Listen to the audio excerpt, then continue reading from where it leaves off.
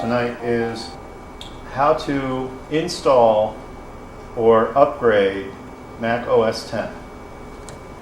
Now, I'm basing this on the assumption that you already have OS X on your computer and you're going from one major release to the next major release, which means you're going from, say, OS 10.3 to 10.4, or from 10.4 to 10.5.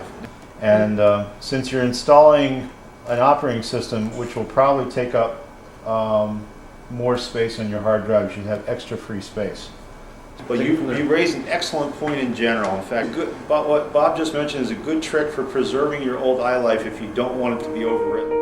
Did you ever run into the case where you go over to somebody's house and you think, gee, I'd like to show you something that I did. Wouldn't it be great if you could kind of take your computer environment with you that has all of the programs that you use most often when you're traveling, and also has with you all the documents that you've created by using those programs.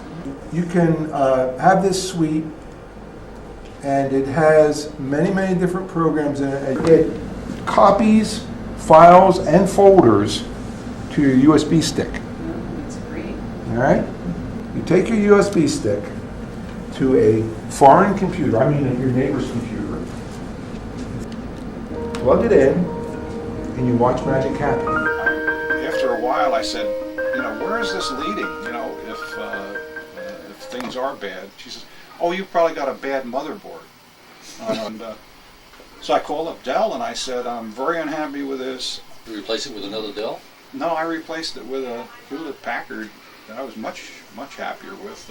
Another The Sun Microsystems. It's free, right?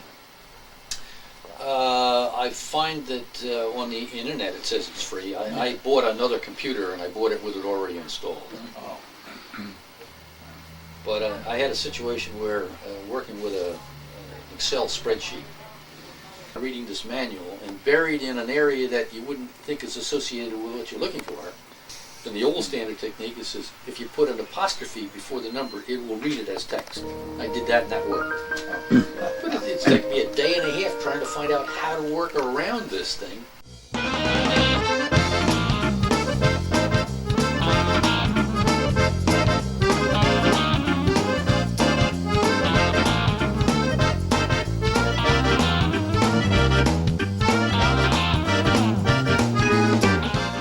Once a month, we have a general meeting which allows us to socialize and conduct club business, and we have a very entertaining guest speaker, and once in a while have a bug bash with plentiful food and beverage.